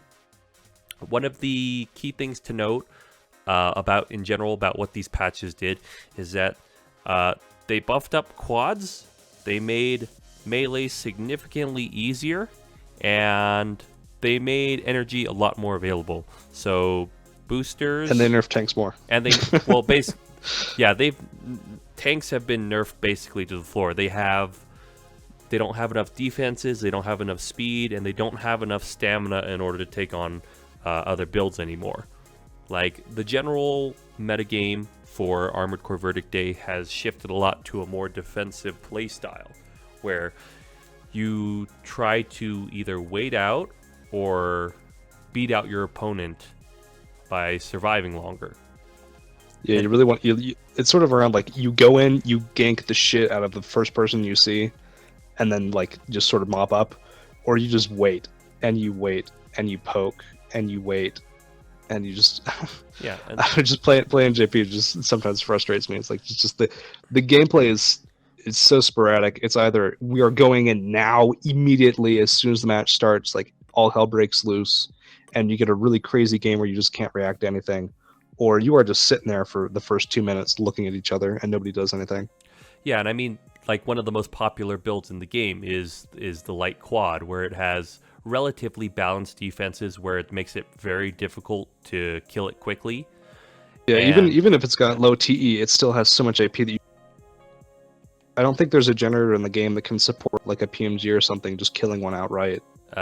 Like you have to make passes on them. yeah, it's not easy. And then on top of that, it tends to have a shield, missiles, and laser rifles.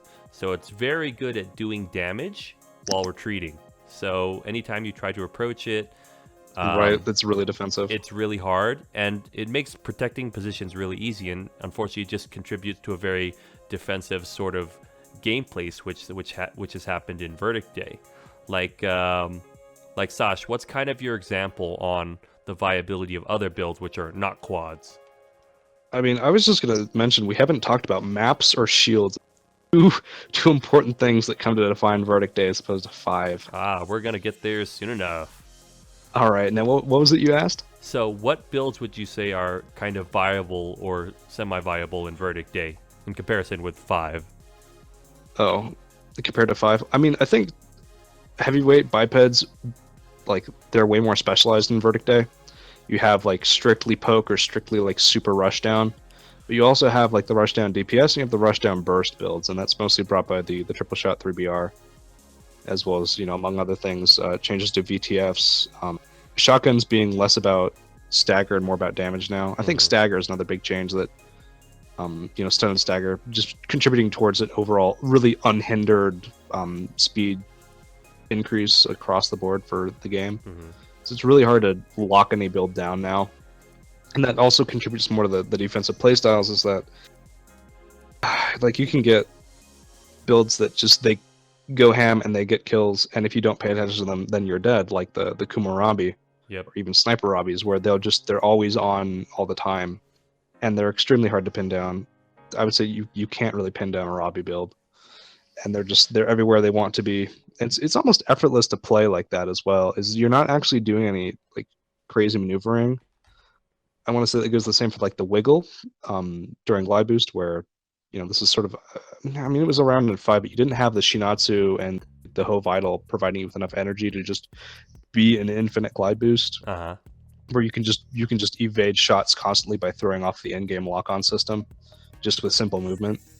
And so a lot of the gameplay now just tends to be around getting like long range shots off or just ganking somebody in close range before they can do anything about it. And there's a lot less mid-range play. Like you don't see a whole ton of midweights that aren't dual Strakoza and PMG. I mean, maybe in duels you can get like maybe one with a rifle or something, but I would say that like a lot of builds that are sort of in between being extremely fat or extremely light, there's not a whole lot of difference there. Like tanks as well, there's no place for heavy tanks. There's just like the super ultralight tank that just goes in and uses cannon weapons and just tries to kill people, and then just goes down trying. And then you have just the backpedal builds like Robbies and quads, and I want to say that's pretty much it. Like lightweights exist, but they're just really outclassed by HRJs in this, or not HRJs, pardon me, lightweight reverse joints. Okay, so we've talked a little bit kind of about the balance of parts. Let's talk about the balance of mechanics and maps. So obviously, maps is a big one because we've talked about this before plenty of times over the years, and it's just how unbalanced and how weak the design is for a map. Because when it comes down to it, yeah, although Armored Core Verdict Day has 56 maps, most of them are pretty bland. They're generally just flat, wide open. Really just favoring that kind of height advantage. Pokey play style, or just like it just get in your face and rush, and there's no escape to it. Like the lack of cover really affects how the game plays. Yeah, and like the biggest offender is probably Minsky Hills, which is nothing but flat land. Yeah. And the worst part is it's one of the free battle maps, so it's the map we have to play on probably, one of the most times of all the maps. Mm-hmm. And the big reason why this is a problem is with 5th gen in general, it's all about using cover and trying to basically use it to gain a tactical advantage over your opponent and also conserve and save energy. And when you have a game that's focused on that, when you don't have any cover on the map, it's almost impossible to do that, because now you have nowhere to hide, nowhere to recover your energy, and no real way to move because there's no cover there. And, with wall jumping being one of the most important mechanics, which it gives you a lot of mobility for very little energy use, that prevents a lot of build from being able to do very well overall. Like, for instance, I myself like to use a certain series of heavyweight legs, which are more for mobility. And in order to get around and, outmaneuver my opponents, I have to wall jump a lot. But if I don't have that cover, that's not going to happen. I can't do it. I'm just going to be outmaneuvered every time because my overall mobility is not that well. And I'm certain you've had a lot of instances of that as well, Sash. It's definitely the case that the boost drive mechanic is what allows slower builds to make up for their turning deficiencies and speed deficiencies. Is you can maneuver around cover in a way that allows you to retain a defensive advantage and your defender's advantage, as well as avoid being flanked, and that's hella important for builds that can't defend themselves against that as easily. And a lot of the builds that are the best in this game currently are the ones that just don't obey those rules. Like, you have quads that just sit at the height ceiling, they get over your cover or lack thereof, and they just rain death on you. Or you have Robbies that just don't care about game mechanics, Yep. And we kind of see that, because of that, it's kind of centralized the way the game plays, and obviously it contributes to that very defensive style of play. But other than maps, let's talk about the mechanics of the games for a second. So we've already talked a little bit about boost drive, but let's talk a little bit about how energy works and and important mechanics like armor break, for example. Right. I mean, I want to start with armor break just because that's critical to 5th gen. I mean, in 5 we saw the notorious lamp eye combo. Pair that with VTF and you have the most consistent high damage DPS output imaginable, I want to say. Yeah. So just to explain it to our audience real quick. Go ahead, Cheng. Yeah, just to explain to our audience real quick. Armor break is a mechanic which is when your weapon has an impact force which exceeds the recoil resistance of the enemy's AC. It'll put them in a state called armored break, where they'll lose 20% of their defenses, and in certain occasions they will be stunned.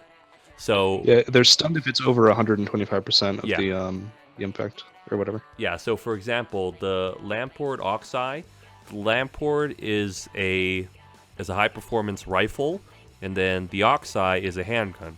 So basically, what would happen is the Oxeye, you get struck by the Oxeye, you're put in that staggered state where your armor is broken, or if you're a lighter build, you're hard stunned and you're in a knockdown back on the ground, and the rifle the whole while is just shooting at you. And then when your armor is broken, your defenses are down, and so it's doing effective damage. Oh shit, we got to talk about effective damage. Damn it, Cheng, you want to take that? Yeah, so effective damage. So basically how the game works is there's two main types of damage that a weapon can deal. We're going to disregard semi-effective for now. So effective damage is when the damage of a weapon is higher than your defense in that category, it'll do approximately 90% of its rated damage. Whereas if it's lower than that, it'll do significantly something less. Like 30. And then for every 200 defense that you have above it, it's another 2% reduction or something. Yeah, but basically so you can get to be doing absolutely awful amounts of damage if you're doing ineffective damage. And that's why a lot of people they look at the game with derision, because in every previous Armored Core game rifles are good, but in 5 and Verdict Day, because rifles are really good, people unilaterally resist them. They build their ACs to just not take damage from them. Right.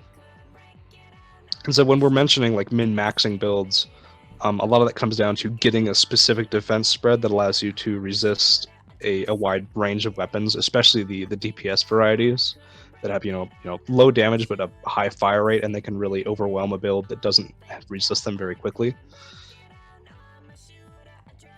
And so those are oftentimes the most centralizing things in the meta, is that unless you have a whole lot of AP, like a quad that can resist a DPS weapon for an extended amount of time, your defenses are really going to have to be, defined by the environment that you're playing in. Yeah, and it also makes building defenses and even using certain weapons difficult, because at times, if it doesn't do effective damage, it's not particularly useful. Like, for instance, that's kind of the reason why rifles are not quite as good in this game, is they're oftentimes not able to do the effective damage because they don't have enough attack power, and they also don't fire quite fast enough where the ineffective damage would be worth it. And there are, quite a few weapons that follow this rule, and there are a few that break it. Like autocannons, they fire so fast in so many rounds that it doesn't even matter. If it's effective or ineffective, it's still a lot of damage. Yeah, even if it manages to be effective, like that's just game ending. Like you're done. Yep. Actually, there's tournament footage of me losing to that because I'm an idiot and didn't have enough KE. Yeah, and so basically it's the combination of these changes in mechanics, in maps, and balance, which has created the situation that's in Verdict Day. So heavy builds are no longer limited by armor break, where basically it would, destroy them if they didn't resist it or get away from it. And the abundance of energy and the lack of cover now makes it a lot harder to use wall jump, so builds are now constrained by how much mobility and defense they're able to get. And then there's also, speaking of defenses, shields, which has been pretty polarizing in Armored Core Verdict Day. Yeah, I've heard them described as like literally just an extra life. Like you can pull them out and you're golden, like you're fine. Yeah. If they're attacking you with a certain kind of weapon. Like it will just hard wall offensive options completely if you don't have the right tools to take it down. Yeah, shields in general, they have too much AP and they have too high a defense. And especially if you think about, hitting your opponent and on a lighter AC, they're very, very difficult to take out. So a lot of times what you'll do is, even if you're hitting them, if you're not doing effective damage or you're not doing enough effective damage, it's not going to take down the shield. And it's going to, basically, it gives them an extra anywhere from 5,000 to 7,000 AP of life to continue onward. Yeah, especially with complete resistance to a specific damage type too. Yep. It's not just the AP there. Like, I mean, maybe on some of the specific shields, like there's the first gen KE shield, or I mean, not the first gen KE shield, CE shield. It's got enough to resist a lot of battle rifles, except for Strakosas. But it also has enough KE to resist shotguns, so it just totally shuts down the 3BR USG combo. Or very common styles, like especially particularly relating to lightweights, which tend to favor that weapon because they can use their speed to, make sure that it has the maximum effectiveness, basically. Right.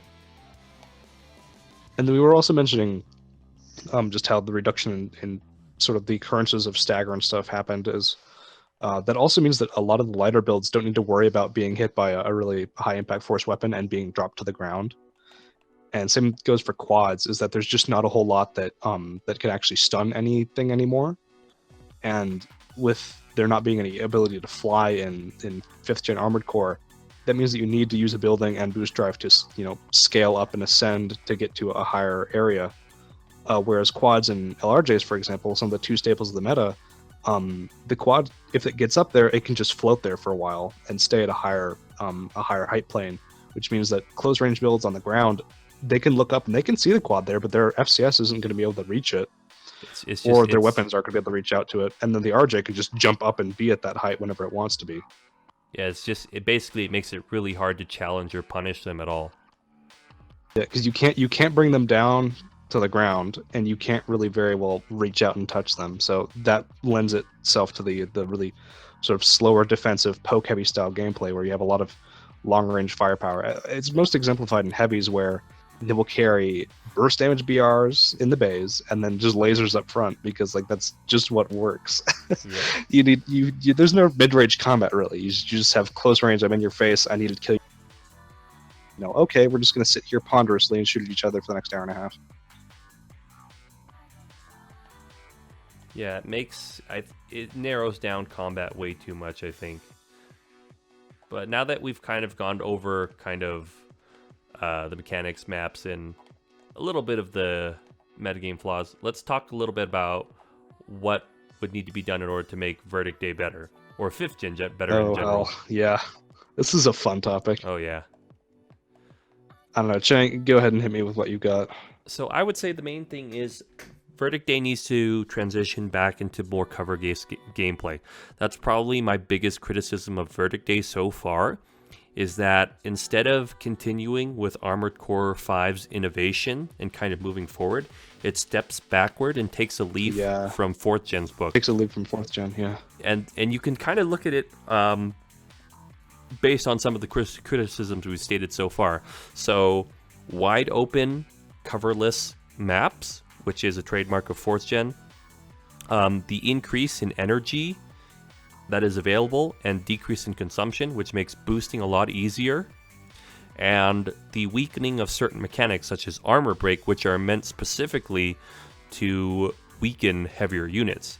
And basically what you have as a result is you have a mediocre 4-answer. That's pretty true. Yeah, that's pretty much it. And it needs to step away from that, because with the way the mechanics are, you can't make the game like that. You can't make it a wide open gameplay area. It needs to be more like Armored Core 5. It needs to move forward into that, train of thought in mind. It needs to be more cover based, more maps which are bigger and based more on having cover in proper areas, and encouraging players to not always just run out and attack the opponent all the time, but also take a moment to sit back and think about what they want to do next. That's kind of the whole point of scan mode and going into cover. That's a big one, yeah. Yeah, I can't believe I forgot that. Yeah, you're trying to take an extra second to think what you do. You're not trying to use your twitch reflexes to constantly move at lightning fast speeds. You are trying to slow down and figure out what you need to do to beat your opponent. And that was also kind of the point of the 3 defense systems and the way it's designed. It's meant to be able to where you could fight someone, but also you could make a comeback, which is kind of what Nabeshima said in kind of the early interviews for Armored Core 5. There needs to be, I would say, an adjustment in the mechanics. So Armor Break needs to be strengthened kind of back to where it used to be in Armored Core 5. I think energy regen could be lowered a little bit, and the leg types need to be made more unique, where there's more reasons to use them other than just defense types.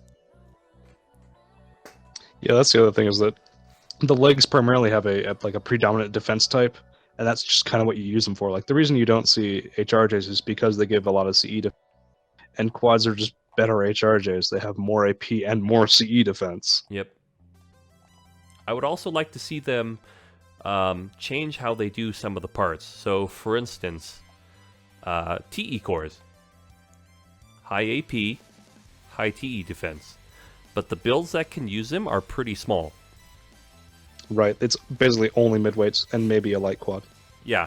And pretty much basically how I like to see it is any unit that wants to use it basically is unable to due to its high requirements. Yeah, you really have to build around incorporating some parts into your build. Yeah, and the funny thing is that the builds that don't need it are probably only builds that can use it. So yeah, basically think about the weight of TE cores is so heavy that it's super hard for lightweights to use them effectively without compromising their loadout.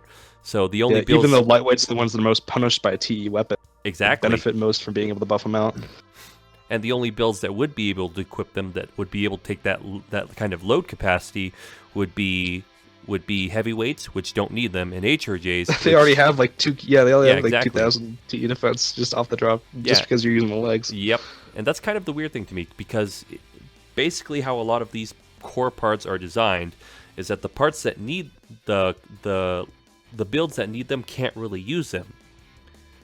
So basically, right, and then they get overshadowed because, you look at KE cores. It's like there's some of the best cores in the game, and nothing doesn't need more KE except for maybe mids. But then they have other cores. Yeah, but there's only one core, or 2 cores that you can really actually use. Right. And they have the highest KE defense, so it kind of narrows what you're able to do with them. And that's all mostly because you really need to min-max your defenses. You don't need to reach like a general range of numbers. You need to have like a specific number. Like in previous games, I want to say like 3rd gen and 4th gen, for example, you just say, oh, I have like reasonable shell defense. It's up there in like the 1800s or something. Yep. But in 5 and Verdict Day, like you absolutely need to have the set number or above, or else you are just getting shredded. Pretty much. And so that just eliminates a lot of the choice in the game, because if you don't have a configuration of parts that gives you that defenses, that set number of defenses, then you're just screwed. Like you're gone in 7 seconds. Yep. So I've talked a little bit about the things that I'd like to see change. What do you think needs to be changed in order to make 5th gen better? Man, personally, okay.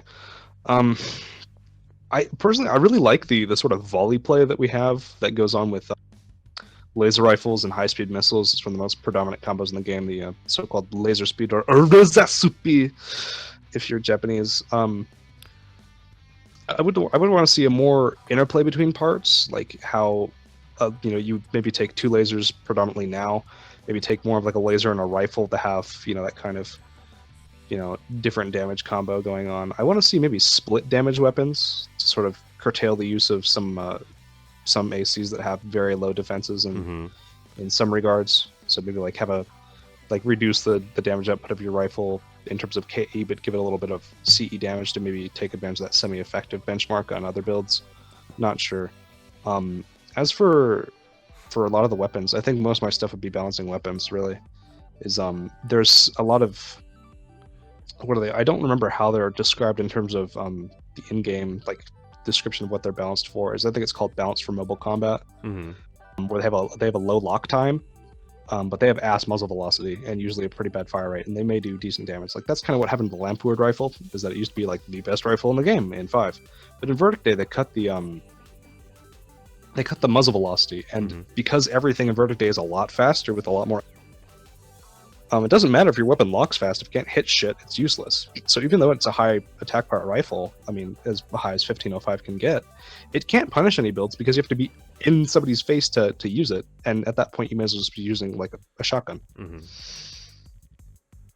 And so I think when it comes to armor break, especially, you need to look at the interplay between stun and stagger.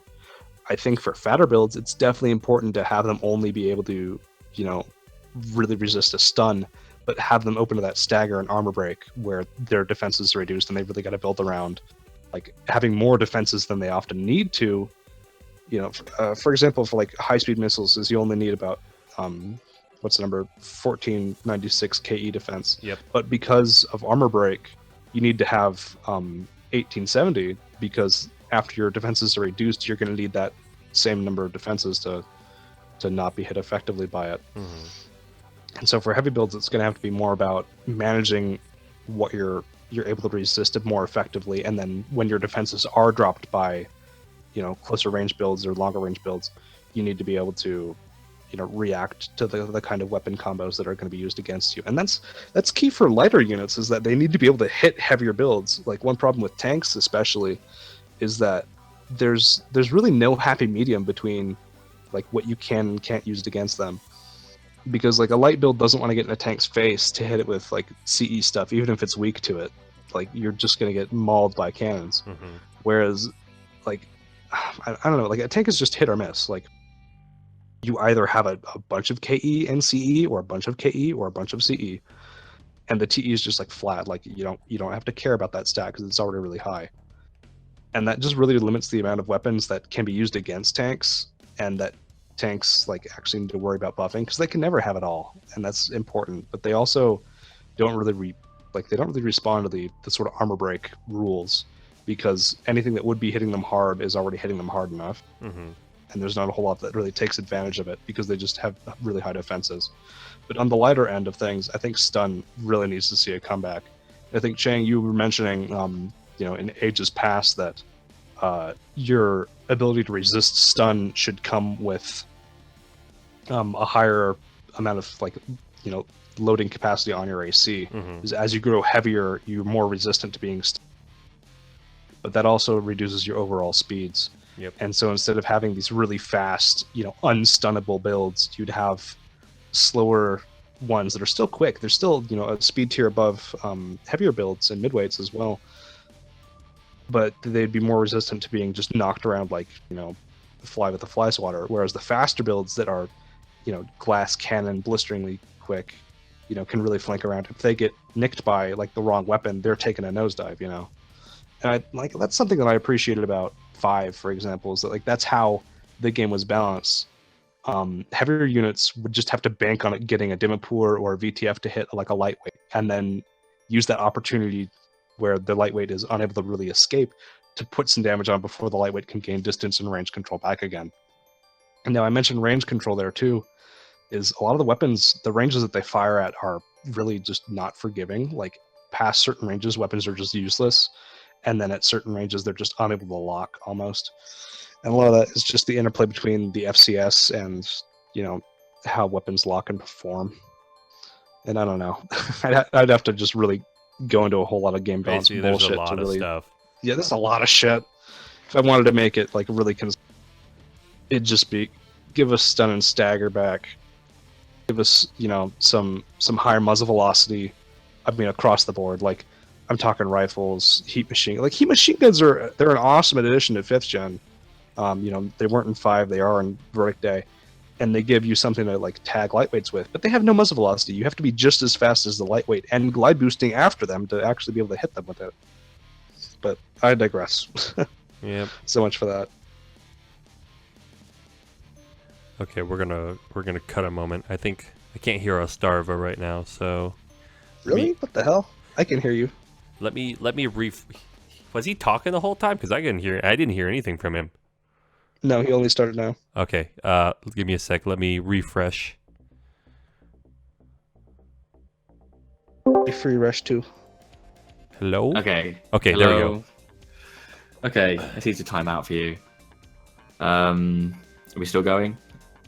I'm here. Are we still recording, Joan? Oh, we're still recording, but Yay. Yeah, that's fine. I'll quickly. I'll do what I was going to do, and I'll finish up.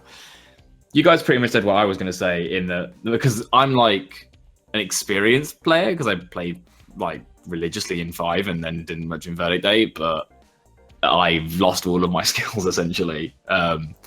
But for me, I'd love to see a stagger return because stagger's how I played. I played Lampai.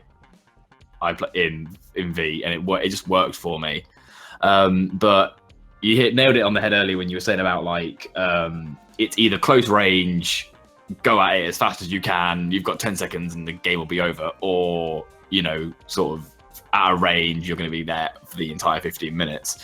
I feel like close range needs to be punished more, but it's already fragile as shit. But we were saying about how, like you were saying about the wiggle, Sash, like lightweights and CQC builds have a lot going for them. But I think rather than lightweight builds being punished more, because you could nerf them, but then you'd be unbalanced with defense, I think it might be worth looking at FCS potentially. Yeah, I was saying FCS is important. Being able to track builds. Yeah, because we all know, like you said the other day, I don't use my right stick, but I can use Okrit quite nicely. But it's not that they're not big enough, but it just doesn't serve its purpose because how fast CQC builds travel, I can't punish them. Even with Okrit, I can't lock fast enough. But with a smaller FCS that locks faster, they're not in my sight long enough for me to actually shoot. Yeah, exactly. That's kind of what I was getting at, is that they get too far, like at a range, like the poke builds rule because they can keep range control and then they can have you in their sight. So you're not able to move fast enough to shake a lot. But as builds get closer to you, like your weapons are useless. Your build is useless at that range. You can't fight back. So yeah, there needs to be more punishment for close range builds. I think like close range is for melee, and yes, it's for shotguns and stuff, but it's to the point where close range just dominates pretty much the whole game at this point. Like for me, I would say long range dominates because the long range builds just nuke you before you can get close. Yeah, a decent long range build. But like for me, I'd like to see more unique characteristics because of weapons, because they've all kind of melded into one for me. Right. Like snipers for me, they got nerfed in terms of power because snipers are my jam. The power got nerfed. They're still good, but like we were saying, there's more. We've had AP tunes in patches and stuff, and there's nothing distinguishable about snipers now. They're just glorified, really large ox-eye pistols, essentially.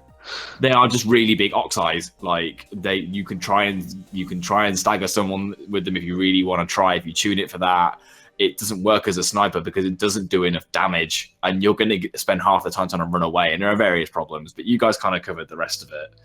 And we've kind of covered everything today we set to. Hopefully, I would say the last thing we could discuss in 5th gen is team play. And just at a glance, the game is no longer balanced about 1 versus 1, even though I'd say maybe a majority of the battles take place there. The team play aspect is where a lot of the balancing falls apart. Because you can rush to build, you can rush a long range build, and it'll be unable to defend itself. But then you have its 3 teammates that are striking you in the back, and you're fucked. So just cut a long story short. I'd say team play is where it comes together purely. Like, okay. To cut a long story short, in that like we're talking about all these builds that don't work in free battles or in melee or in duel because like a CQC build will rush you down, or a tank is useless because it's just a floating platform and it's just not viable anymore. Yeah. But in team play, those where everybody can cover each other's ass. Yeah, and it's all about complementing. I could not play I can't play sniper unless I'm in a team. In duels and things, it's all about popping and pop shotting. In free battle, it's about staying hidden, like you were saying, lurking until you kind of clean stuff up rather than being offensive. In team play, certain builds become viable because your weak points are covered. Team play is where I think everything is a lot more open, and we return more back to what 5th gen Armored Core 5 was. It's just that we don't have like you said earlier, we don't have the maps that complement the cover, the hiding, the versatility. Because you can't protect yourself from a team that just has Sawas across the board. Like you can rush in, and you maybe kill one, but the rest of them are just you're done. You're dead. Yeah, there is that. There's that in any game. Like any game you play, though, there's always that we'll just bring this one and it nerfs it destroys everything. But there's at least more of a chance, and the curve isn't as harsh in team play. I feel if you kind of agreed that if 9 times out of 10, if you were to go into Conquest, not now, but kind of when Conquest is more active, you would be. If it wasn't a UNAC team, you would be going up against some people with battle rifles, some people with snipers, it'd be a well-balanced team. Laser cut, and it's generally people approach it in quite a balanced way. Whereas free battle, but I would say that the most effective ways are just like stacking and sticking with like a set strategy and going in with a bunch of Kumura LRJs or a bunch of quads and just have like your one supporting guy that sort of just does what he does and keeps people off of him. But that's what the game important, because there's no way to defend yourself against those kinds of strategies. You just take what's really important and really strong and just do that, and don't really worry about balancing your team, because you don't need to worry about it because your time to kill is so fucking fast. Or you can just kite indefinitely. That's what the game has evolved into, though. Like when we talk about where we want it to be, you're kind of almost talking at a what if we were back at square one, where everyone's exploring it for the first time and they want to play it like it should be played. We're at the point of boredom now. We have been for some time when everyone's like, I just want to fucking kill. What's up. I just want to scrub someone off the floor. I just want. Well, I want to make the argument that even FromSoft doesn't know how their game is meant to be played. Yeah, I would as well. But I think, to cut that long story short, like team play does work. Even in the current hellscape, team play works. Of course. It's just that, like you say, we're at the point of boredom now. People just want to hold. Like, as I've said before with other people I've played with, you just got to hold those triggers and hope for the best. Hold those triggers and pray. Just hold those triggers. Move fast. Hold the triggers. There's just a video I watched a long time ago where it was a team full of LRJs with Strakosas, and it was beautiful. That's all I'll say. I think we'll leave that as our final comment for 5th gen. Fair enough. But we have covered quite a lot today. We've tried a different recording style today, so hopefully it's not been too long for you all, and hopefully it's come together nicely. But I have been Ostardva, and we have had FromCheng. Really can't speak. FromCheng and Sash Perennial. Slash Perennial. Yeah. We can tell you're falling asleep over there. And Sash Perennial. And this has been the Armored Core Podcast, episode 3. So until episode 4, which will either be next week or in 2020. Next year. hopefully it will be sooner rather than later. But until then, guys, we will see you in the next episode. Bye. Catch you later. Bye-bye, guys.